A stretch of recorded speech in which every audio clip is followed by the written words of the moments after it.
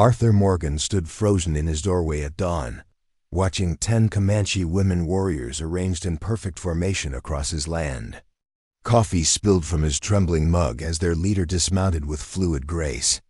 The woman approached with deliberate steps. Her dark hair caught the morning light. Her eyes held the weight of mountains. "We are here because of what you did for our chief," she said in flawless English. "We are yours now." Arthur's mind flashed to the previous night. The dying Comanche chief collapsed by his well. How he'd carried the frail man inside, shared his last bit of food, tended his fever through the dark hours. The chief had whispered something urgent in Comanche before disappearing at first light. "I don't understand."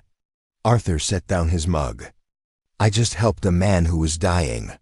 That man was Chief Eziel. You saved the keeper of our people's greatest secret." She studied his face. "Now we guard yours."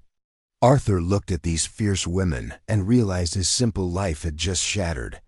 The wind carried the scent of change across the prairie. His cattle stood motionless in the distance, watching. "I'm Arthur Morgan." He stepped forward. "This is my land."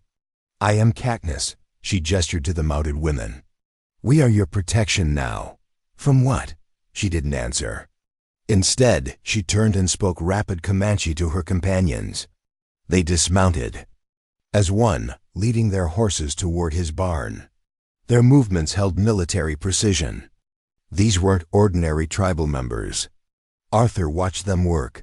They knew exactly where to position themselves, how to secure the best vantage points, how to turn his ranch into a fortress without asking permission. Dust rose from the horizon. A single rider approached at full gallop.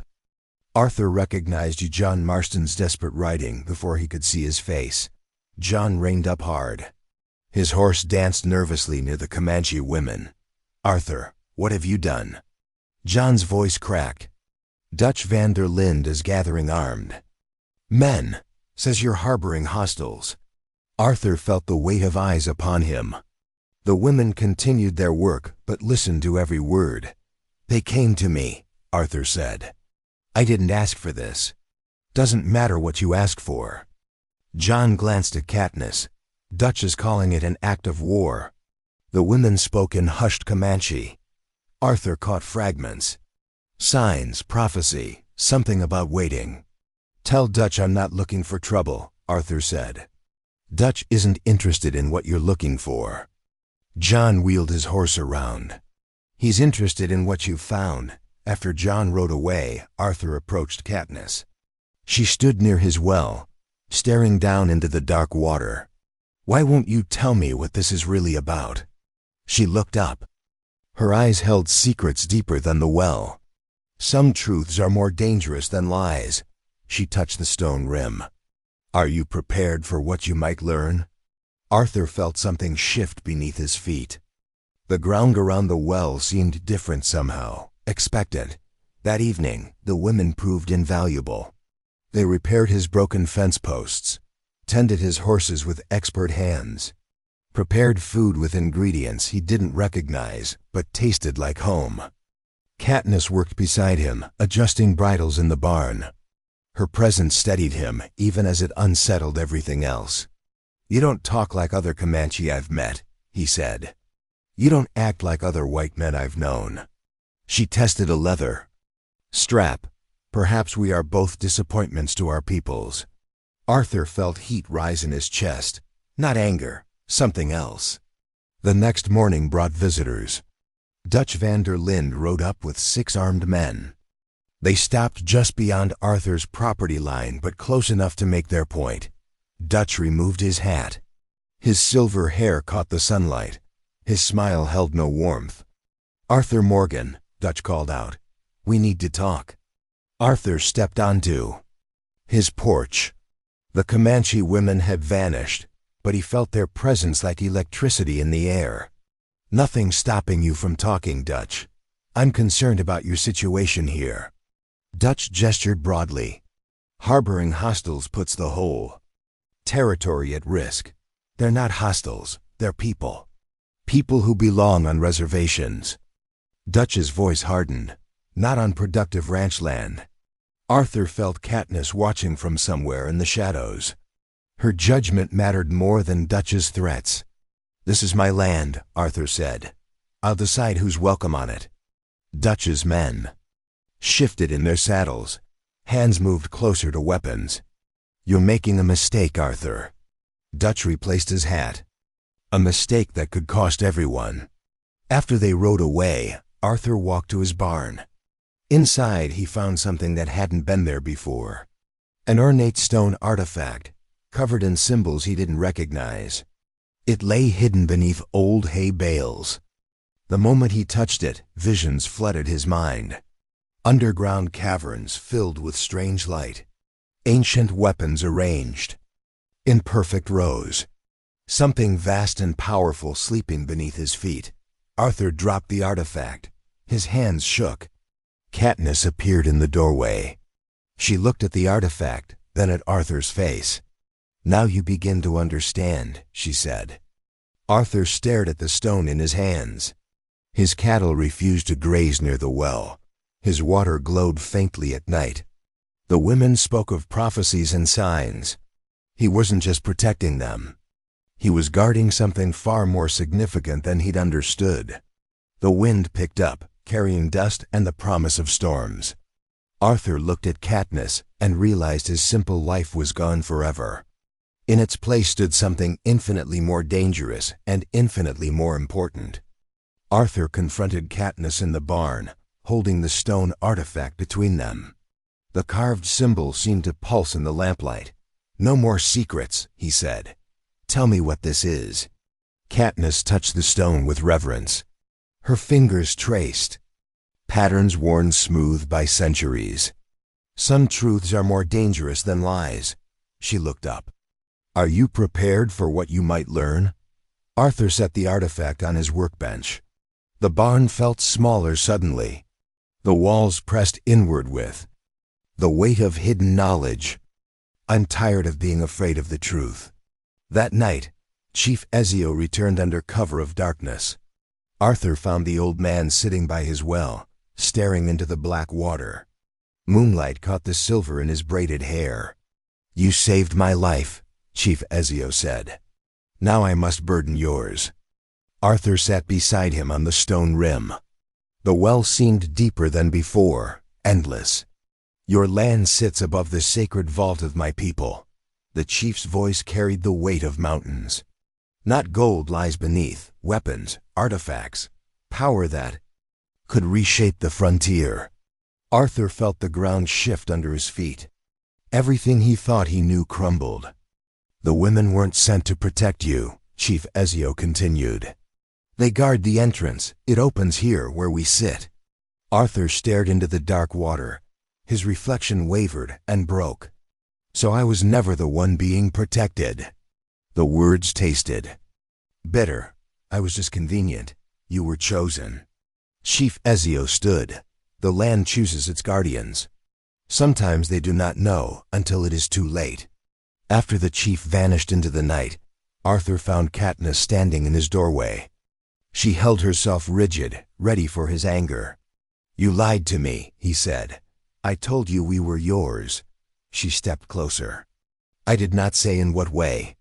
Arthur felt something break inside his chest. Not anger, something deeper. The betrayal of trust. Hurt more than Dutch's threats. It began as duty. Katniss's voice softened. "But you are not what we were told white men could be." Arthur looked at her face in the lamplight. Saw the struggle there. The war between mission and feeling. "What were you told?" "That you would be cruel, selfish, that you would claim ownership of everything, including us." She touched his arm. "You have claimed nothing, asked for nothing, given everything." The next morning brought Dutch's escalation. 20 armed men surrounded Arthur's property. They came with shovels and ropes, the tools of men who planned to stay. Dutch rode to the porch. His smile held winter's cruelty. "Last chance, Arthur. Send them away, or we'll do it for you." Arthur stepped outside. The Comanche women emerged from strategic positions around his ranch. Their weapons remained holstered but visible. "This is still my land," Arthur said. "Not for long." Dutch gestured. To his men, "The territorial governor agrees. Harboring hostiles is treason." That evening, Arthur watched the women prepare defenses. They moved with practiced efficiency. Warriors who had fought this kind of battle before. One of them, Lara, worked apart from the others. She spoke fluent English, but claimed to have learned from missionaries. Her knowledge of tactics seemed too advanced for someone raised in peaceful missions. Arthur began to notice small things. How Lara always volunteered for perimeter watches. How she asked detailed questions about the ranch's layout. How she seemed to anticipate Dutch's strategies. The attacks began at dawn. Dutch's men came in waves, testing defenses, looking for weaknesses. Arthur fought beside the women, his rifle, finding targets with old soldiers' instincts.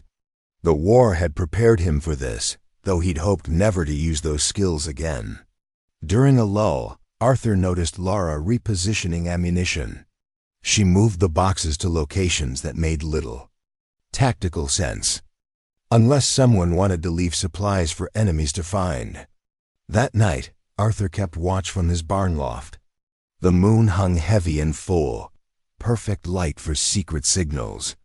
He saw Lara slip from the house, saw her move to the edge of the property, saw her raise and lower a lantern 3 times toward the ridge where Dutch's men camped. Arthur's blood went cold. The betrayal cut deeper than any bullet. He climbed down from the loft and waited. When Lara returned, he stepped from the shadows. "Enjoying your midnight walk?" Lara froze. Her hand moved toward her knife. "I was checking the perimeter," she said. "Were you checking it for us, or for them?" Lara's shoulders sagged. The fight went out of her posture. "You don't understand," she whispered. "I'm half-blood. Neither world wants me. He promised me a place, a future." Arthur felt pity mixed with his anger. Another soul caught between worlds. Another person forced to choose sides in a war that shouldn't exist. "What did you tell him?" "Everything." Tears traced down her cheeks. "About the vault. About the entrance. About what lies beneath." Arthur closed his eyes. The weight of consequences pressed down on him. "How long do we have?" "He plans to attack tomorrow night, when the moon is dark." Lara looked toward the house where the other women slept. "I can't stop it now. It's too late." Arthur opened his eyes. The stars wheeled overhead, indifferent to human suffering. "It's never too late," he said. "Not while we still breathe." He looked at Lara's face, saw the genuine remorse there. Saw a woman who had made a terrible choice and wanted to unmake it. "Help me save them," he said. "Help me save what matters." Lara nodded.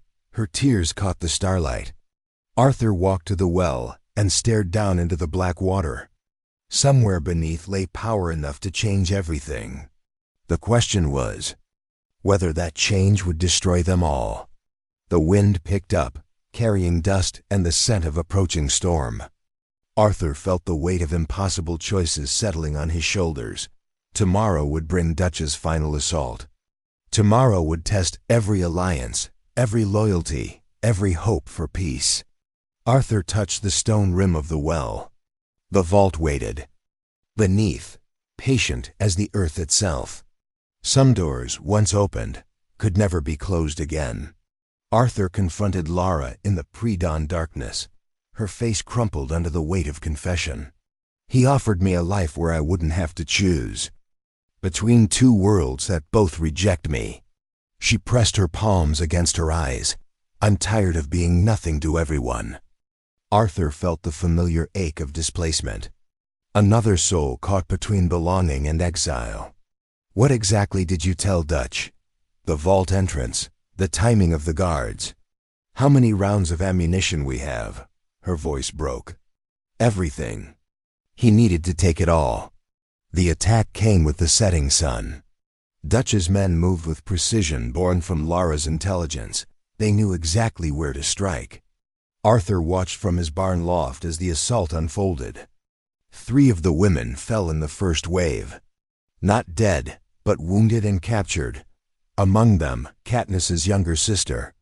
The remaining women fought with desperate fury. But Dutch's forces had every advantage: position, numbers, perfect knowledge of their defenses. By full dark, Dutch controlled the ranch house. His men had begun excavating around the well. The sound of shovels biting earth echoed across the property. Arthur crouched in the ruins of his fence line with Katniss and 4 surviving women. They watched their mission collapse in real time. "My sister dies because I trusted too easily." Katniss stared at the lights around the well. "How do I choose between family and duty?" Arthur studied her profile in the moonlight. Saw the war between heart and honor playing across her features. "Maybe there's another choice," he said. During the rescue attempt, Arthur discovered the full scope of what lay beneath his land. The well dropped into a vast cavern system. Ancient weapons lined the walls in perfect rows. Artifacts that hummed with unknown power.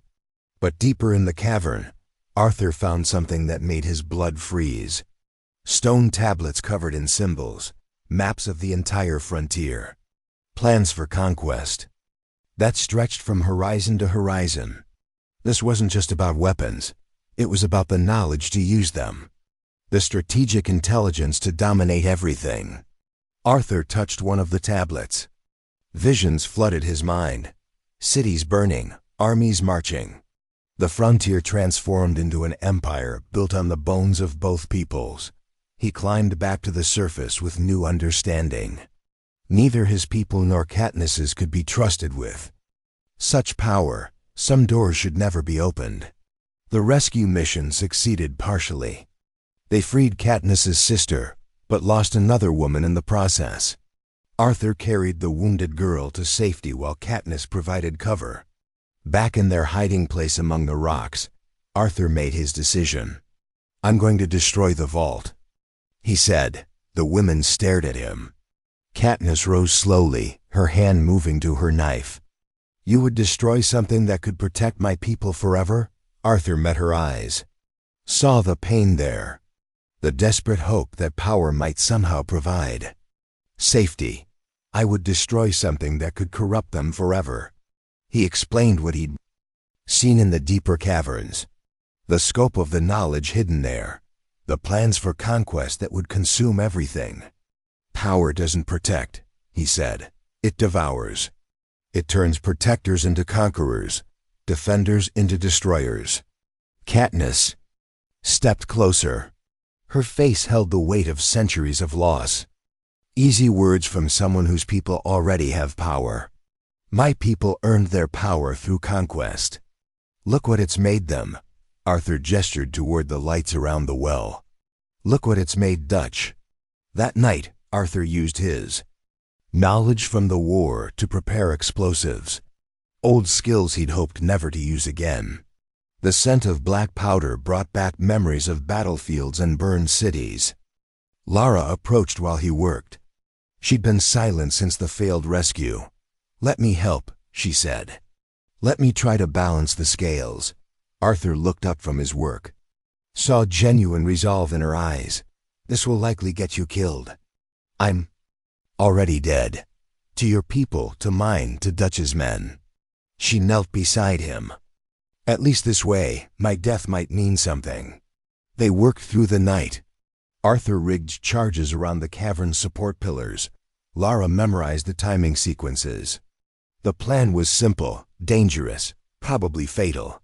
At dawn, Dutch's excavation reached the vault entrance. Arthur watched from his hiding place as the ancient mechanisms began to respond. The stone rim of the well glowed with internal light. Dutch stood at the edge, staring down into the cavern.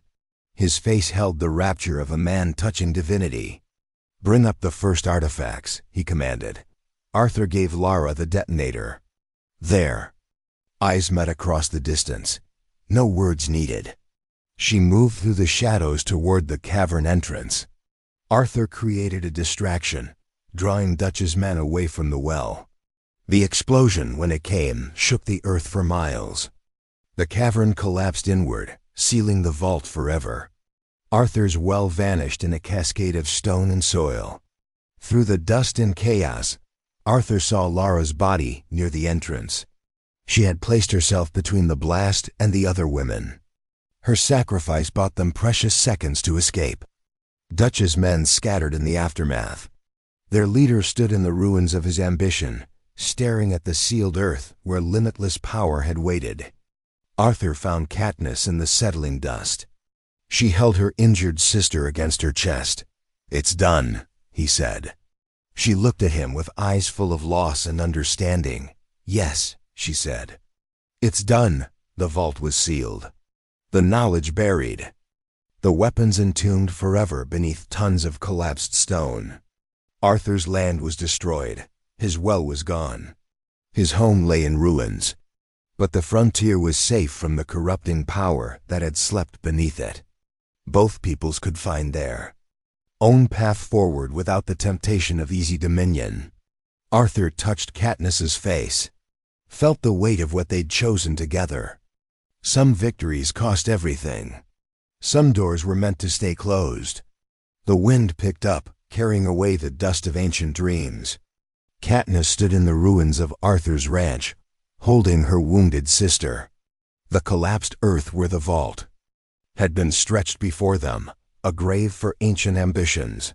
"You destroyed everything," she said. Her voice carried no anger, only the weight of understanding. Arthur knelt beside Lara's body. The woman who had betrayed them all had chosen redemption in her final moments. Her face held peace now, the war between worlds finally over. "Some things are too dangerous to exist," he said. Katniss looked at the sealed ground.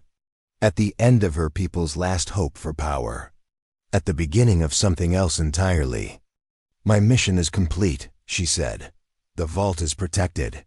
Forever, Arthur stood. Dust settled around them in the morning light. His cattle grazed in the distance, unbothered by the destruction. Life continuing despite everything. What happens now? Before Katniss could answer, riders approached from the east. Chief Ezio led a column of Comanche warriors. Their faces held the solemnity of men attending a funeral. The chief dismounted and walked to the collapsed well. He placed his weathered hand on the broken stone. "It is done," he said. "The burden passes from this place." Arthur expected anger, recrimination. Instead, Chief Ezio turned to him with something approaching gratitude. "You have proven worthy of the trust placed in you." The chief's eyes held depths of wisdom. Few men would choose wisdom over power. Dutch's remaining men had scattered with the dawn. Their leader stood at the edge of the property, staring. At the ruins of his ambition, he made no move to approach. His dreams lay buried beneath tons of stone. Arthur walked to where Dutch waited.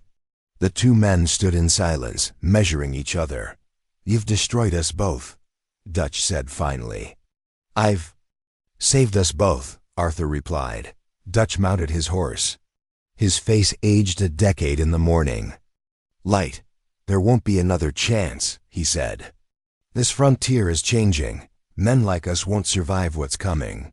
Arthur watched him ride away. Another soul lost to the hunger for power. Another casualty of ambition unchecked. That afternoon, Arthur found Katniss by the creek that ran through his property. She sat on a fallen log, watching the water flow over smooth stones.